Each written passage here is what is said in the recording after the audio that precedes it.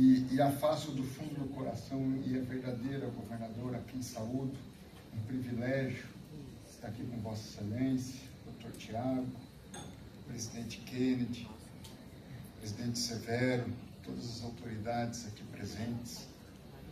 É difícil receber bem como os nordestinos. Explicava a ele que, ainda que eu seja um grande amigo dele, tenha toda uma gratidão por tudo que ele fez por mim, eu não consigo receber como os nordestinos, porque a gente tem uma cultura diferente. Paulista, talvez o sulista, ele tenta agradar, mas ele não consegue, talvez, dar aquele tratamento personalizado. E eu tive que aprender essa semana, governador e autoridades e meus amigos e minhas amigas, que eu não me lembro, eu fui muito bem recebido, e sempre sou muito bem recebido em todos os lugares. Há uma característica especial no povo nordestino de acolhimento, mas olha, eu queria dizer que eu não sei se é fácil alguém superar o que os piauienses fazem.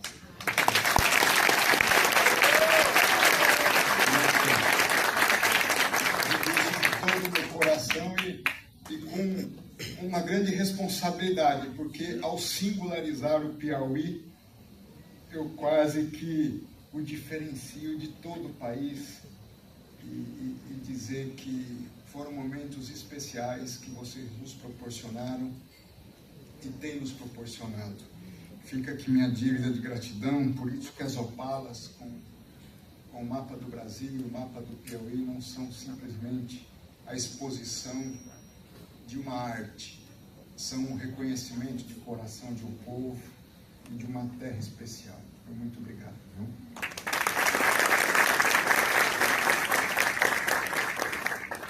Eu queria compartilhar com vocês hoje um tema que me aflige: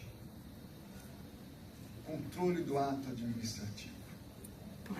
Eu já fui, vamos dizer assim, jurisdicionado, estive na AGU durante 21 anos, já fui ordenador de despesa dentro da AGU, já fui corregedor da AGU, também jurisdicionei, fui ministro de Estado e novamente jurisdicionado, tanto no controle interno como no controle externo. E hoje, de certa forma, basicamente, dentro do Poder Judiciário se exerce o controle. É a última instância do controle do ato administrativo. Há instâncias internas, que é o controle interno.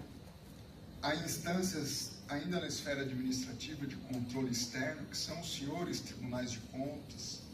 E aqui estão muitos dos representantes, tanto do controle interno como do controle externo.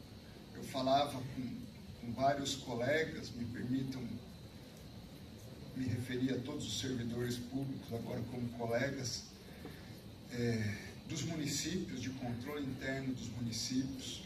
A AGU exercia, de certa forma, um controle interno muito grande dentro da administração pública federal, que é o controle de legalidade, é o grande controle prévio de legalidade, está na advocacia pública, procuradores de Estado, procuradores de município. E eu venho de uma escola, e a AGU sempre teve essa escola, e eu espero que ela não perca essa escola, que é a compreensão de que nós, ao exercermos o controle de legalidade da administração pública, tínhamos que distinguir a nossa função da função do gestor. Nós não podíamos querer nos arvorar naquilo que era o papel do gestor, naquilo que era a sua esfera de atribuição para a qual ele foi eleito, foi legitimado nas urnas, de suas escolhas políticas. Nós tínhamos o papel de, à luz das escolhas políticas, tentar dar os contornos de legalidade para que aquelas escolhas políticas pudessem ser implementadas. Alguns colegas da AGU queriam se arvorar. Não, eu não acho que essa é a melhor decisão administrativa ou política, vamos dizer assim. E nós sempre tentávamos fazer esse passo atrás. Nós não somos os gestores. As escolhas, se vai se construir uma escola, se vai se dar um aumento para o funcionário público, se vai se construir uma ponte, se vai se criar uma empresa pública ou se vai se vender uma empresa pública, não é uma escolha que cabe a nós. E aqui eu incluo os órgãos de controle como um todo, desde os internos até passando pelo Poder Judiciário. É lógico que nós temos nossas escolhas, nós temos nossas preferências de políticas,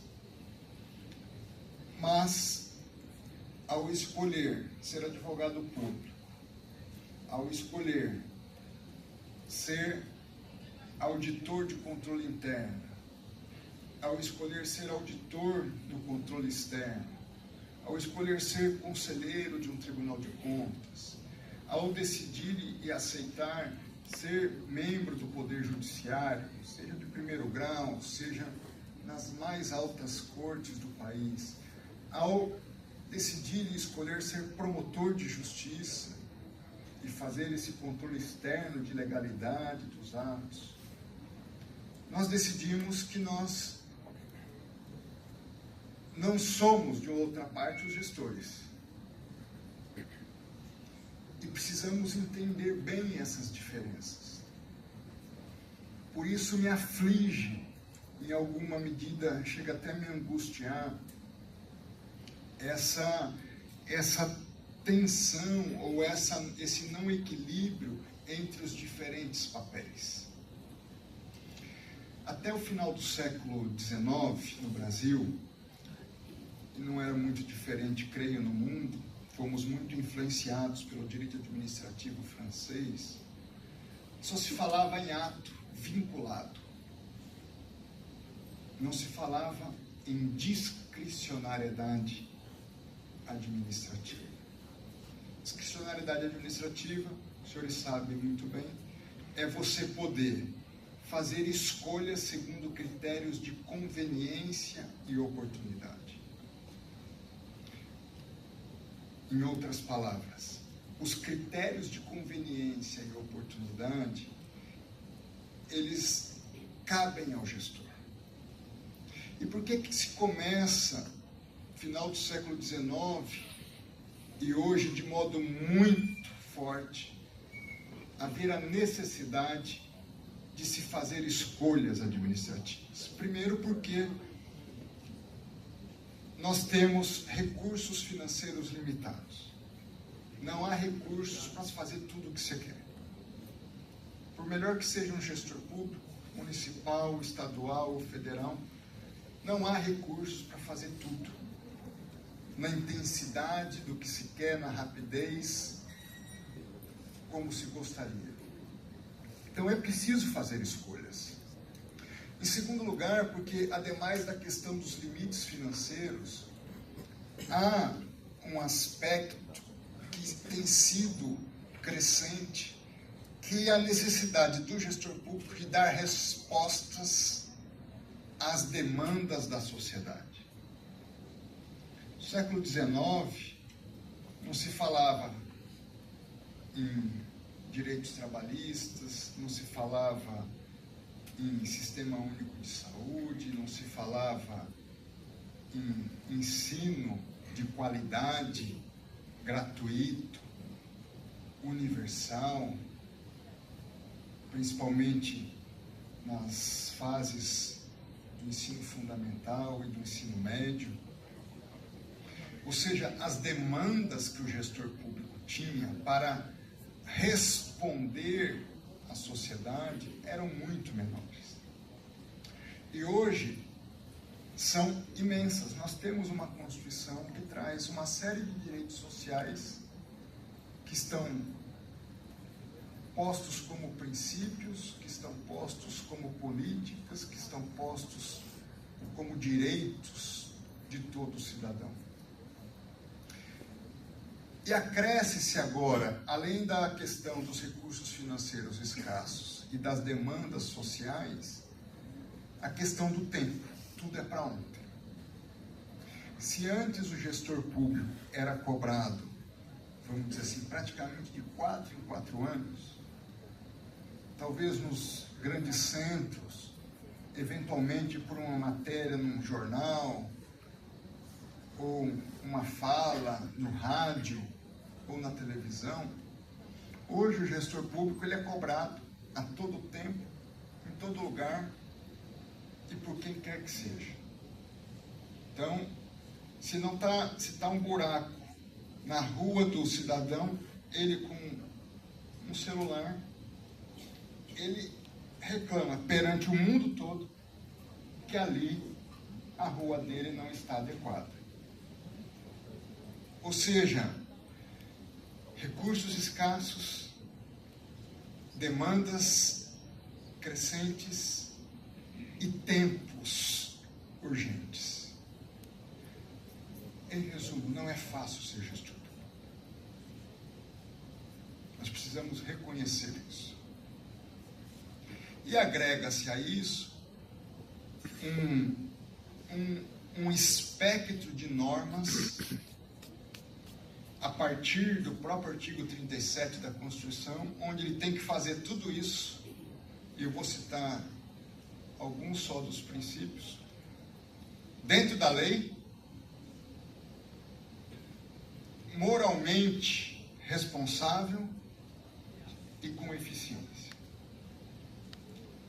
Eu brinco, a professora Belém falava de gestores de empresas, dos riscos. Numa empresa, sempre será um bom gestor, um bom administrador, aquele que fizer de 10 negócios, 9 bons negócios e um que não deu certo. Ele não vai, porque um negócio de 10 não deram êxito, e por isso a diversificação dos riscos, por isso escolher negócios variados, para que na soma geral você tenha um bom resultado. O gestor público, ele pode acertar em 9, mas se ele errar em 1, ele corre o risco de ter suas contas reprovadas, seus direitos políticos suspensos e ser considerado um mau gestor, por vários aspectos. Eu não estou querendo justificar com isso o erro. Não. Eu estou querendo dizer para todos nós que é preciso entender as situações e avaliá-las individualmente, ao mesmo tempo dentro de um contexto mais amplo. Se eu fizer uma pergunta aos senhores e às senhoras, os senhores acham possível necessário ser eficiente? Tenho certeza que todos vão concordar. Se eu fizer uma segunda pergunta, para ser eficiente, eu preciso inovar? Se não todos, talvez quase todos concordariam. Para ser eficiente, eu preciso inovar. Porque se eu não inovar, o eficiente de ontem é obsoleto hoje ou amanhã. Terceira pergunta. É possível eu inovar sem o risco de errar? Não. Não. Se eu quero eficiência, se eu quero inovação, eu tenho como pressuposto a necessidade de reconhecer que pode haver erros, que pode haver equívocos. Então, dentro desse contexto, eu tenho que respeitar a discricionariedade e eu tenho que trabalhar com a possibilidade de erros. Eu preciso reconhecer também que é um outro grupo de gestores que agem de má fé,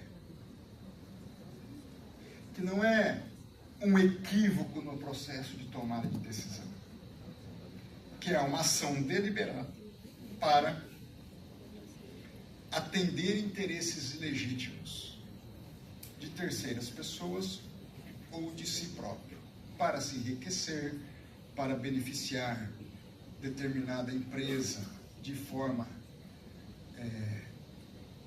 parcial e ilegítima. Ou seja, um espectro de situações que demandam agora, por parte dos órgãos de controle, e aí eu incluo controle interno, externo e judiciário, e sistema de justiça como um todo, com um grau de responsabilidade bastante grande. E eu queria, à luz desse grande espectro, trazer alguns elementos para os senhores e para as senhoras, segundo os quais, ou segundo esses princípios e elementos, os órgãos de controle devem ser deferentes às escolhas administrativas, às decisões tomadas pelos gestores. Ou seja, situações onde o órgão de controle, qualquer que seja ele, deve respeitar as escolhas administrativas. Ainda, e vou explicar por quê, essa escolha possa não ser considerada a melhor escolha feita.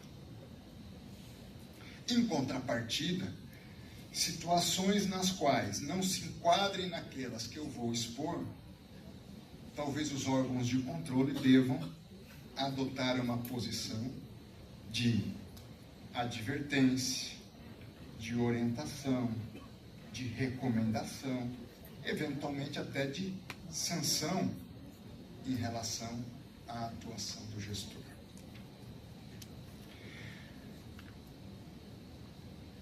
Há um princípio no direito administrativo da presunção da legitimidade do ato administrativo. Os atos administrativos pressupõem, por início, no instante zero, como atos legítimos. Adensando um pouco mais esse princípio, que sinais eu tenho que evidenciam que um ato administrativo é legítimo? Há 3 critérios ou há 3 subprincípios de legitimidade. Primeiro, se pressupõe e há uma evidência de que um ato administrativo é legítimo se há uma atuação imparcial. Em contrapartida, não seria legítimo se fosse parcial. O que é a imparcialidade? É a gestão imparcial dos recursos públicos. É a definição imparcial das políticas públicas, onde o grande norte do processo de decisão não são os interesses particulares envolvidos, mas o interesse público envolvido. Se se toma uma decisão cujo eixo ou norte da decisão tem um interesse público, desconsiderando-se, num bom sentido, como fator fundamental do processo de decisão, o interesse das partes envolvidas, eu tenho um sinal de que há uma presunção de legitimidade do ato administrativo. Imparcialidade também é a consideração igualitária dos interesses. Pode haver 10 empresas envolvidas, mas eu considero igualitariamente a avaliação dos interesses de todas. Ou seja, eu não privilegio um setor em detrimento do outro, senão em função do critério do atendimento do interesse público. Esse é um sinal claro de legitimidade. Segundo elemento diz respeito a uma legitimidade reflexiva. Explico o que é isso. A legitimidade reflexiva impõe, no processo de tomada de decisão, que a decisão seja tomada com base em uma motivação técnica razoável. O artigo 20, parágrafo único da Lei de Introdução ao Direito Brasileiro demanda que o gestor motive suas decisões. Se ele motivou suas decisões e o fez justificando que, na sua visão, aquilo melhor atenderia o interesse público, eu tenho um outro grande sinal de legitimidade do ato administrativo e, portanto, de uma propensão da deferência dos órgãos de controle em relação a respeitar-se a escolha e a decisão feita pelo gestor. Terceiro grau de legitimidade, ou sinal de legitimidade, se chama legitimidade de proximidade. No processo de tomada de decisão, o gestor, o administrador, tomou uma decisão que veio da sua cabeça iluminada e não ouviu ninguém, ou ele se aproximou dos setores impactados, da população interessada, ele ouviu as áreas técnicas correspondentes. Se eu tenho esses elementos, se há uma participação da sociedade na colaboração para o processo de tomada de decisão, significa o quê? Ele não está querendo fazer nada às escondidas. Ele abriu para a sociedade como um todo a possibilidade de colaborar, de criticar previamente e ajudar na construção para melhor resultado e eficiência daquela política pública que está sendo adotada. Em resumo, a presunção da legitimidade do ato administrativo pressupõe imparcialidade, reflexividade ou motivação, justificação. Em terceiro lugar, ouvir as partes interessadas ou pessoas afetadas por determinada decisão ou política pública. Sobre a legitimidade de proximidade, me permitam fazer uma nota de advertência. E isso, penso, seja bom para os gestores públicos. Pensa-se que abrir para discussão, e eu defendo isso, pública, uma política pública, é essencial. É essencial. Mas há um risco. Se eu debato demais ou por muito tempo, eu prejudico a eficiência. Então, a participação pública precisa ter começo, meio e fim. Eu não posso ficar em comissões, em audiências públicas por 1, 2 anos. Eu tenho que ter um prazo de início, um prazo final e uma análise criteriosa da participação da sociedade. Porque, por vezes, eu vejo uma preocupação muito grande na participação, mas se esquece que tem que chegar a um resultado. Então, participação, não é ouvir a todos por um tempo indeterminado. E participação também não é submeter o gestor à vontade da opinião daqueles que foram ouvidos. Mas é ter um processo de colaboração e cooperação na construção das políticas públicas. Dito isso e feita essa introdução, eu queria fazer algumas perguntas retóricas, porque vou responder ao final, mas para a reflexão dos senhores. Acho que não há muita dúvida de que quem pode administrar é o administrador público. Se eu digo isso, em certa medida, eu estou dizendo, não cabe ao juiz administrar. Não cabe ao órgão de controle administrar. Façamos as divisões dos papéis. Mas há algumas questões que não são tão simples de se responder. A quem cabe legislar? A resposta imediata pode ser o Poder Legislativo. Está aqui o presidente da Assembleia Legislativa do Piauí. ou Câmara dos Vereadores, ou Congresso Nacional, é verdade. Mas só a eles cabe legislar? Não. Quantos atos administrativos são produzidos no governo? Decretos, portarias, regulamentos internos. Há uma série de atos normativos, não com status de lei, que não estão sob, vamos dizer assim, a responsabilidade direta, poderiam até ser avocados, mas não estão sob a responsabilidade direta do Poder Legislativo. E isso não só é uma realidade, como é uma necessidade. O tempo de resposta da normatização via lei é muito mais demorado, é muito mais complexo, porque envolve um diálogo de diferentes visões, do que os atos normativos expedidos dentro da administração pública, em especial. Onde pode haver não só uma maior rapidez, mas também uma maior especificidade e detalhamento de atos normativos gerais. Portanto, as agências reguladoras legislam, o governador do estado legisla, falando normativamente, falando, não em termos de lei específica.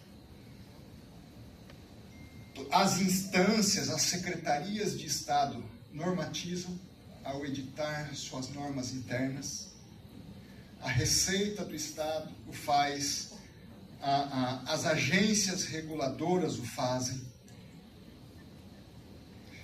Segundo lugar, quem pode julgar? Poderiam dizer o Poder Judiciário, mas não só. Os tribunais de contas decidem, as agências reguladoras decidem, uma comissão de licitação decide. Ou seja, dentro da esfera administrativa, também há espaços de decisão, que vinculam as partes, que geram obrigações, que impõem multas, que reconhecem direitos. E uma pergunta até mais ampla: quem pode interpretar as leis e as normas? Talvez a resposta imediata seja o Poder Judiciário, mas também não é verdade. O Poder Judiciário pode dar a última palavra na interpretação das leis, mas a administração pública interpreta leis todos os dias. Nenhum dos senhores que trabalham na gestão pública, na administração pública, em qualquer das funções, pode prescindir do poder-dever de interpretar as normas. A comissão de licitação interpreta, a advocacia pública interpreta, o controle interno interpreta, a área de arrecadação interpreta, todas as áreas da administração pública interpretam as normas. E a questão que fica agora é: como, se todos interpretam, se todos julgam, se todos normatizam, quando o Poder Judiciário e os órgãos de controle devem ser diferentes, deferentes, respeitar as interpretações ou a edição dos atos normativos da administração pública e dos gestores públicos como um todo? Eu dei o primeiro sinal: buscar aspectos mais concretos da presunção de legitimidade desses atos. Imparcialidade, justificação e motivação, oitiva e participação das partes interessadas no processo de tomada de decisão. Mas há 8 princípios que não são extraídos da minha cabeça. Eles são extraídos da doutrina do professor Lon Fuller. Lon Fuller foi professor de Harvard, já não mais, já falecido, mas a sua doutrina influenciou toda a construção da doutrina da deferência do Poder Judiciário às interpretações e às escolhas da administração pública. E Loeffler tem um livro chamado, traduzido para o português, Moralidade Interna do Direito, onde ele trabalha esses princípios. Trabalha até de forma mais breve, mas a partir da construção desses princípios, há um desenvolvimento grande de uma doutrina de deferência das escolhas da administração pública. Deixa eu explicar, antes de adentrar nos princípios propriamente ditos, como é a evolução dessa doutrina na Suprema Corte dos Estados Unidos. Há um caso emblemático, o caso Chevron, e um outro, caso Auer, e daí a extração da doutrina Chevron e da doutrina Auer, onde, a partir dessa doutrina, o judiciário deve ser deferente, em primeiro lugar, às interpretações dos órgãos públicos em relação às leis, e, em segundo lugar, da interpretação dos órgãos públicos em relação aos seus próprios atos normativos. Em 2024, a Suprema Corte dos Estados Unidos faz uma mudança e, entre aspas, abandona essa doutrina da deferência. Mas ela o faz, e o faz em julho, meados de 2024, junho de 2024, no caso Loppenbright, onde, em essência, a Suprema Corte dos Estados Unidos diz o seguinte: sim, os órgãos administrativos podem interpretar suas normas e as leis em geral, mas isso não retira do Poder Judiciário a necessidade ou o dever de, em havendo uma discussão no Poder Judiciário, dar a sua própria interpretação sobre as normas, seja administrativas, seja com status de lei. Porém, mesmo nessa decisão, a Suprema Corte dos Estados Unidos reconhece que a esfera de discricionariedade não é do Poder Judiciário, é da administração pública. E, em grande parte, os conflitos, vamos dizer assim, entre os órgãos de controle e as decisões administrativas não está na questão da interpretação da norma. Está na busca dos órgãos de controle em tentar adentrar no mérito das escolhas da administração pública. Volto a dizer, não é nosso papel entrar no mérito das escolhas da administração pública, salvo situações evidentemente arbitrárias e desarrazoadas. Explico. É legítimo o gestor público querer construir uma escola ou uma ponte em detrimento, por exemplo, de fazer um hospital? É legítimo. Mas não é legítimo, por exemplo, ele querer construir uma ponte do nada a lugar nenhum. Eu tenho um problema sério. Ou querer construir uma escola onde não mora ninguém. É uma escolha evidentemente arbitrária e desarrazoada, que quebra aquela presunção de legitimidade em relação à qual eu me referi. Portanto, se reconhece, falando de Estados Unidos, que não se adentra na escolha da administração quando se avalia discricionariedade, salvo critérios totalmente desarrazoados e arbitrários.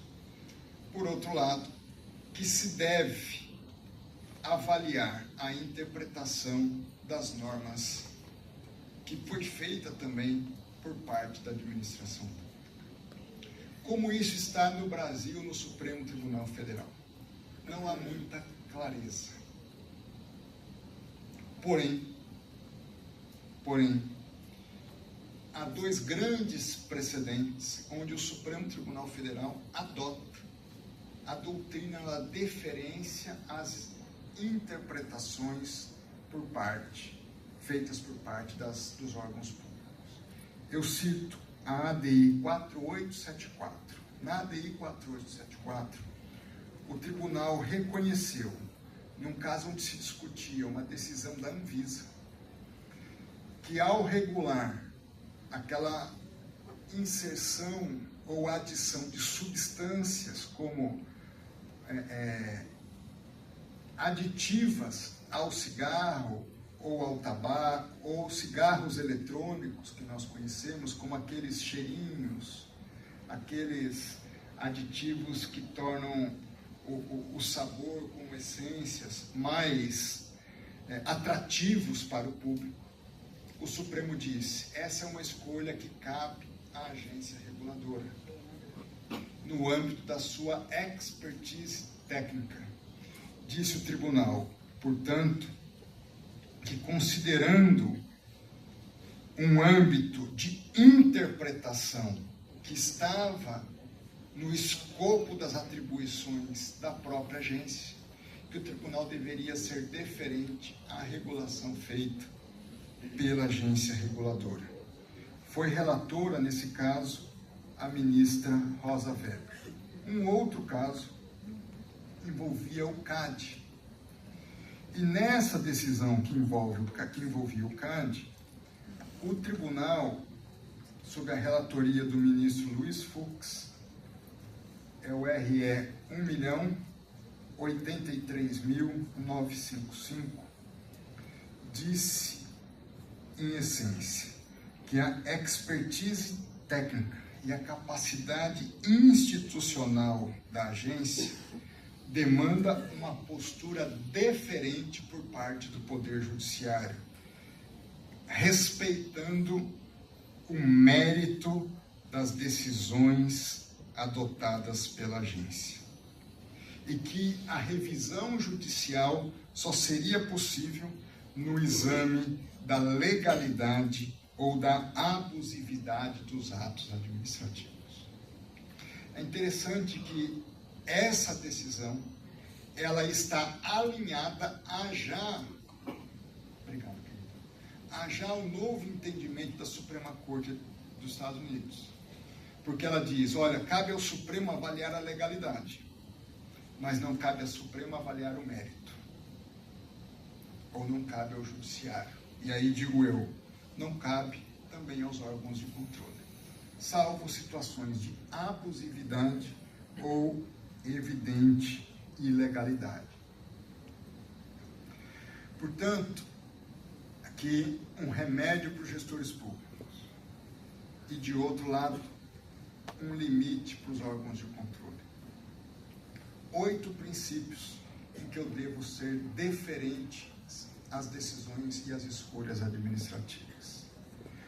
Em primeiro lugar, quando as decisões, os regulamentos, os atos administrativos são adotados como normas gerais. Em contrapartida, há um sinal de irregularidade quando eu vejo decisões casuísticas. Para os meus amigos, tudo. Para os inimigos, a lei. Onde há um sinal de, portanto, se eu não tenho normas gerais previamente estabelecidas, eu abro a porta para o casuísmo.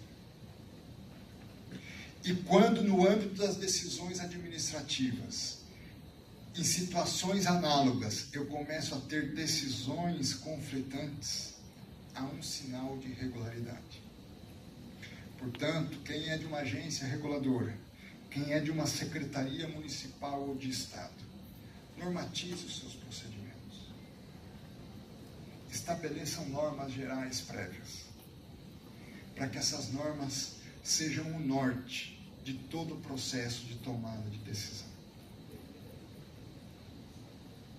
Até porque, quando eu faço isso, eu consigo separar algo que é muito importante. e é uma das chaves dos problemas das escolhas administrativas. Eu falei da importância da discricionariedade, não falei? Mas há espécies de discricionariedade. 8, pelo menos. 2 delas são as mais relevantes ou as mais críticas. Discricionariedade técnica e discricionariedade política. Um dos problemas é quando o gestor, que tem a discricionariedade política, quer adotar e suplantar a avaliação técnica por suas escolhas políticas. E outro problema é quando o técnico quer adentrar na política. Então, é uma gestão de risco aqui, como a professora Belém falou.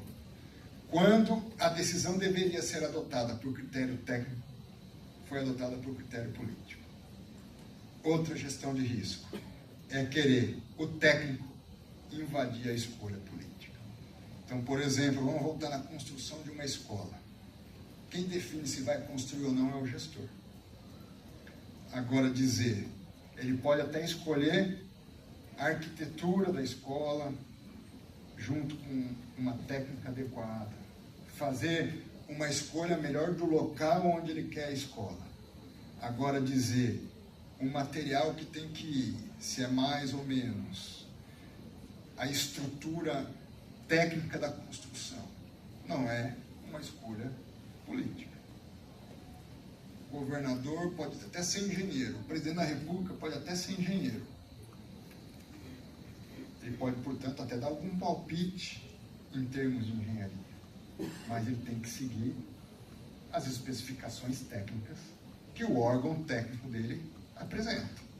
Porque se ele não faz, ele está assumindo o risco de trazer uma escolha que era técnica para o âmbito da sua responsabilidade.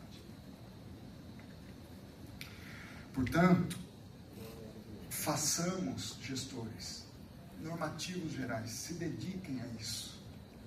Não tem uma norma geral, mas tem uma jurisprudência administrativa consolidada, que se respeite, onde não haja decisões caso a caso, principalmente onde se confunda, onde deve prevalecer a avaliação técnica, a escolha política.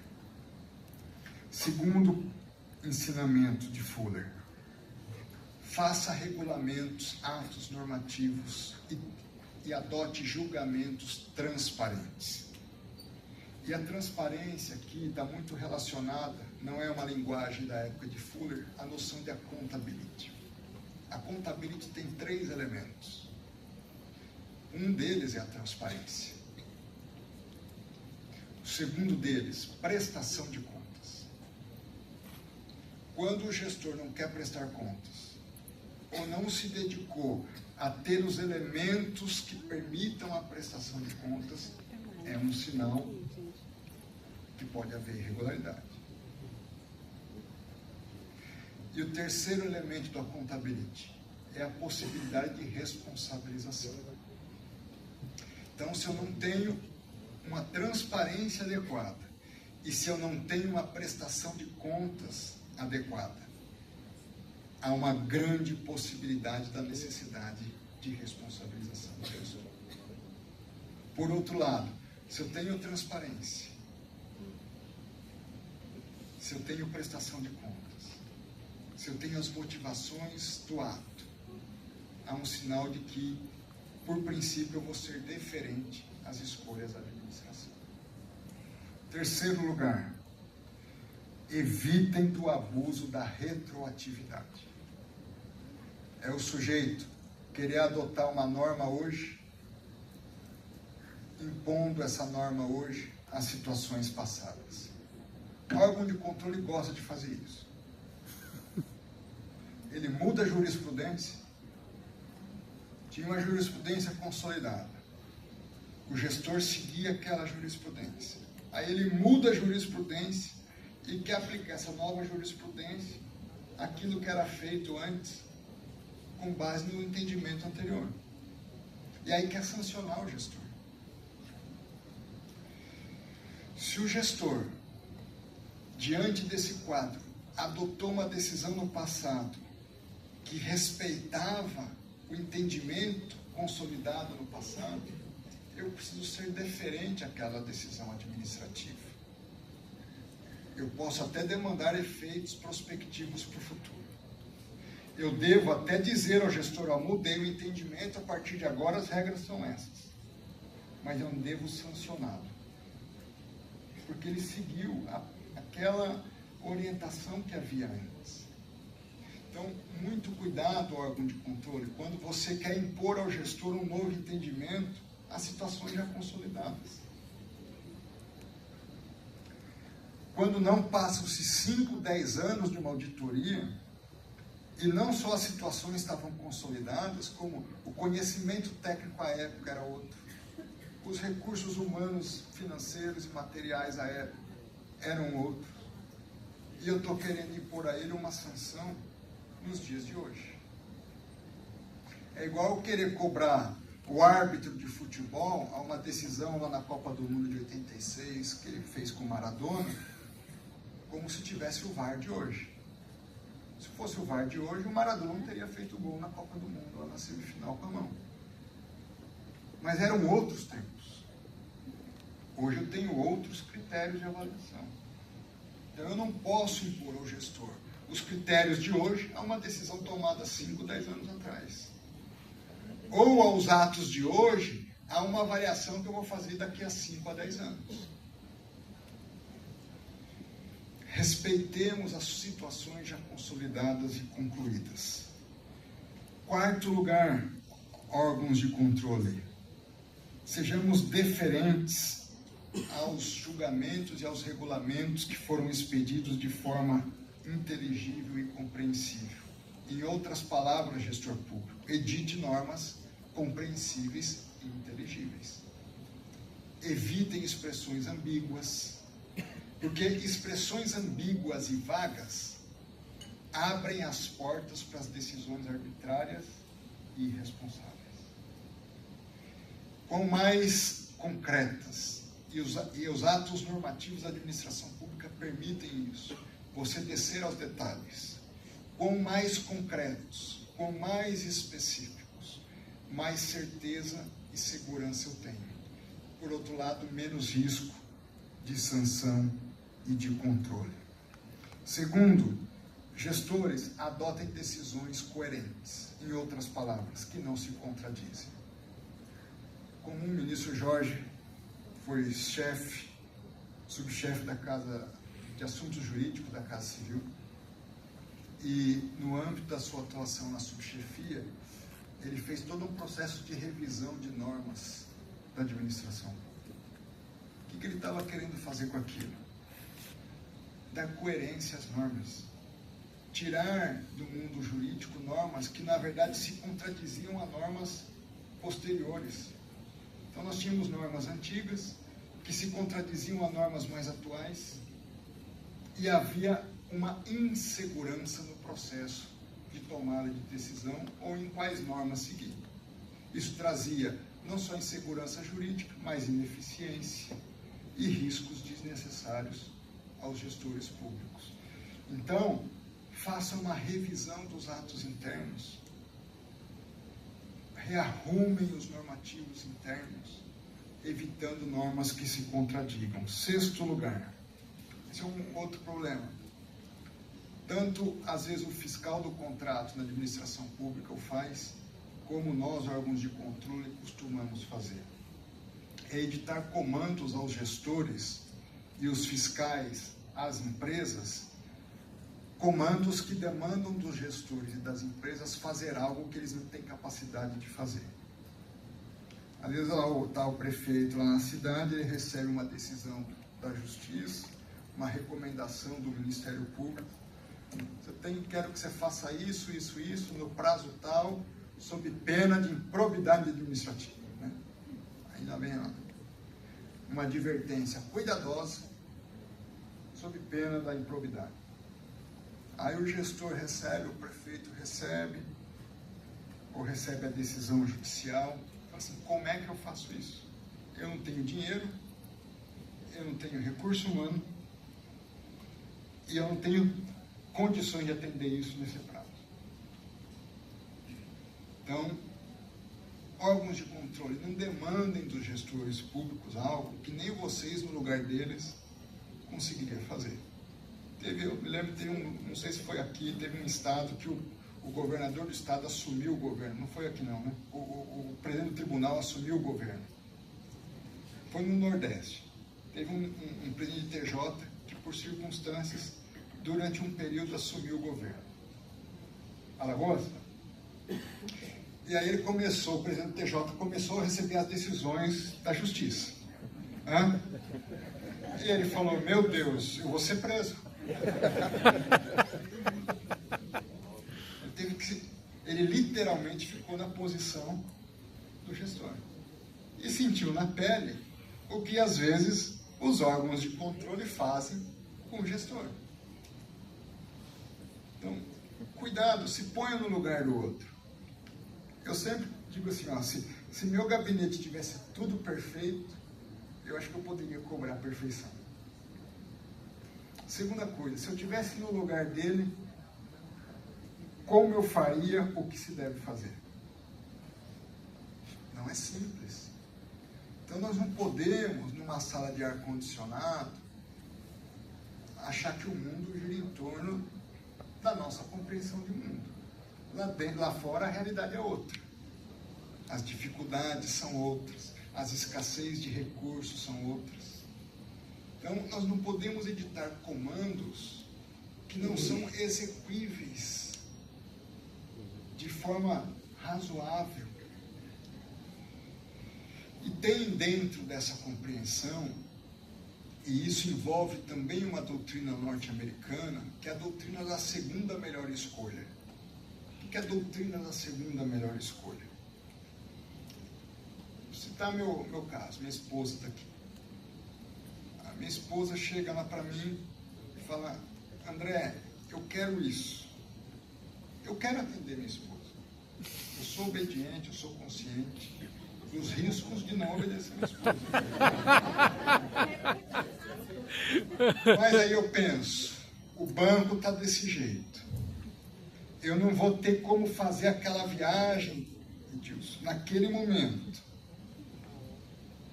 Então eu começo a ter que procurar alternativas. Na administração pública é isso. O governador está lá, ele quer às vezes fazer a melhor escolha. Mas ele vê que ele não tem recurso humano suficiente para aquilo naquele momento. O recurso financeiro está escasso, o cobertor é curto. A oposição na Assembleia pode querer inserir outros elementos que vão demandar, numa composição diante de interesses múltiplos, uma conformação que não necessariamente é a ideal. E aí eu suplico a minha esposa, digo, Janei, vamos talvez ir por esse caminho, porque o mundo ideal, e aqui é uma brincadeira, ela é muito compreensível, o mundo ideal não nos permitirá fazer isso. Então, vamos adotar uma outra decisão que também é razoável, que também se sustenta, que eu também consigo justificar, que em alguma medida, dentro das condições, também atende ao interesse público. E o órgão de controle pode dizer o seguinte, nas auditorias, essa não foi a melhor decisão. A melhor decisão era essa. E está aqui. Não. Nós não estamos trabalhando com o mundo ideal, nós estamos trabalhando com a realidade das coisas. O importante é se fazer uma boa escolha. Uma escolha razoável. Uma escolha que, em uma boa medida, atenda ao interesse público. Que, dentro de uma necessidade de convergência entre situação e oposição, ela permita-se chegar a um denominador comum que se sustente. Então, órgão de controle não imponha ao gestor público a melhor escolha. Poder Judiciário e aqui eu não imponhamos ao gestor público a melhor interpretação da norma. Sejamos deferentes a uma boa interpretação. Se precisa mudar para o futuro, mudemos para o futuro, mas não sancionemos o passado. Então, é isso. O importante é ter uma decisão que, ao final e ao cabo, atenda ao interesse público. Em sétimo lugar, eu não posso ter julgamentos que não sejam estáveis e consistentes. Eu preciso dar previsibilidade para o gestor público. Lá em Salamanca, o último ano, fizemos um congresso sob a direção do professor Nicolai sobre segurança jurídica, em vários aspectos. E o professor de Direito Civil, que foi meu professor de Direito Civil, José Ramon, deu para mim a melhor definição que eu já tinha ouvido sobre segurança jurídica. Ele trouxe dois elementos da segurança, para haver segurança jurídica. Eu depois adicionei por minha conta um terceiro elemento. Mas disse o professor José Ramon, para haver segurança jurídica, é preciso, em primeiro lugar, legislar bem. Em segundo lugar, julgar bem. Eu adicionei, e é preciso também executar bem. Eu já vi também gestores públicos que só porque mudou o governo, era de um lado, agora é de outro, ele desfaz tudo do que foi feito,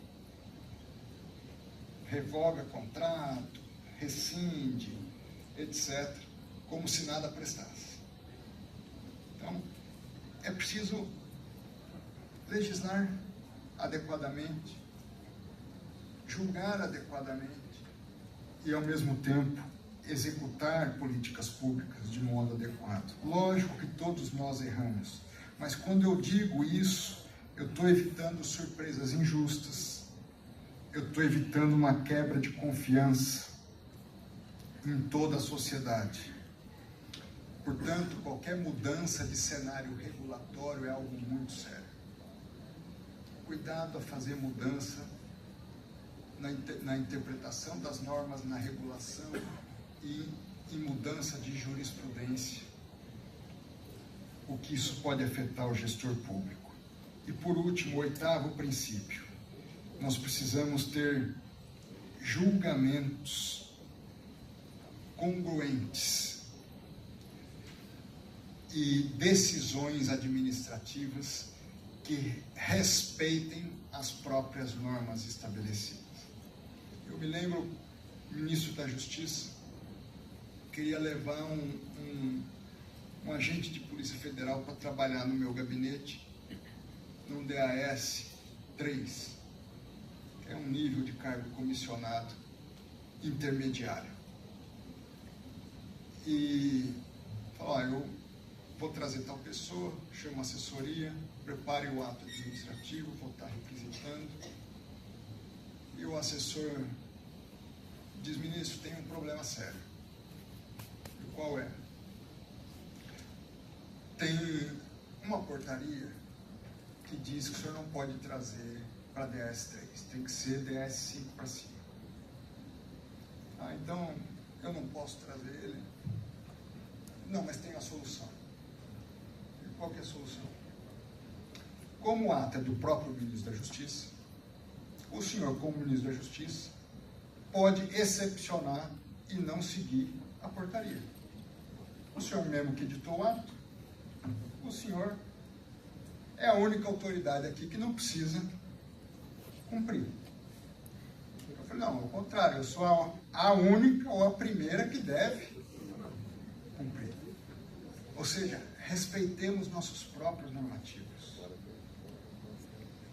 Quando eu edito um ato, eu sou o primeiro a ter que respeitar o ato. Então, é preciso haver coerência na administração.